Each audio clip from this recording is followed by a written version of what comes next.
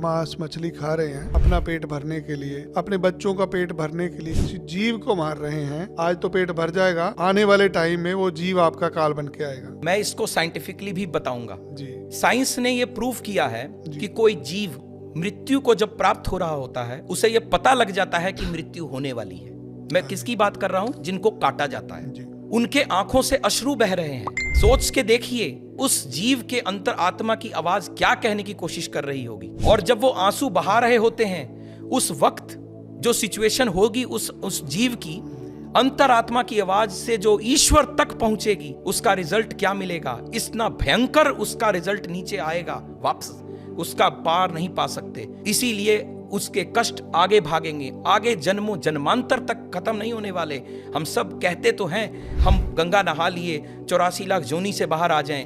मैं नहीं मानता कि ऐसा हो पाएगा अगर इन कर्मों के साथ हम कनेक्ट हुए। क्योंकि एक और चीज इसके साथ बहुत इंपॉर्टेंट मैं बोलना चाहूंगा। मैंने ये लोगों से सुना है, पढ़ा भी है, और बहुत बार आजकल के YouTube वीडियोस वगैरह में भी इंफॉर्मेशन फ्लो कर रही है कि जो लोग नॉन वेजिटेरियन फूड की तरफ बहुत ज्यादा अग्रसर हैं, धीमे धीमे उनमें एक साइकोसिस, एक फियर फैक्टर पनपता है। ये बहुत से लोग ये मानते हैं और ये साइंटिफिकली प्रूव्ड है।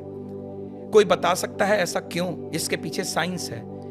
जिस वक्त वो जीव मृत्यु को प्राप्त हो रहा है वो डरा हुआ है, उसे पता है मेरी मृत्यु हो रही है। कितनी बार जीव को लाया जा रहा है, उसे घसीटा जा रहा है, और उस वक्त की पोजीशन में वो रोक रहा है अपने आप को, क्योंकि उसे पता है कि मैं मरने वाला हूं। अंतरात्मा से मरने की पता है उसे, और इस चलते उसके अंदर हार्मोन्स ऐसे चल रहे हैं जो उसको डरा रहे हैं। वो डर कहीं गया नहीं। ब्लड को तो खत्म कर देंगे, ब्लड तो आपने निकाल दिया, जीव मरा, ब्लड निकल गया, लेकिन उसके हार्मोन्स कहां गए?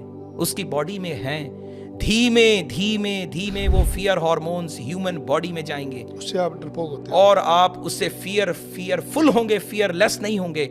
जितने धर्मार्थ लोग हैं वो फियरलेस रहते हैं, और इस तरफ के लोग फियरफुल रहते हैं। फर्क समझ में आ रहा है? वो जीव का फियर आगे तक पर्कुलेट करेगा। इसीलिए बीमारी हो रही है, इसका मतलब बीमारी भी आ रही है। तभी तो कहा जाता है कि ये स्वाइन फ्लू आ गया तो आप नॉनवेज फूड छोड़ दीजिए, ये फ्लू आ गया तो वो छोड़ दीजिए। और ये हार्मोन फियर फैक्टर पर्कुलेट कर रहा है तो लोग फियरफुल होते चले जा रहे हैं, प्लस कर्म खराब हो रहे हैं। मैं बार बार कहूंगा, काल पुरुष की कुंडली को कोई एस्ट्रोलॉजर और कोई भी धरती पर रहने वाला जीव जो समझ रहा है वो उसे भूले ना।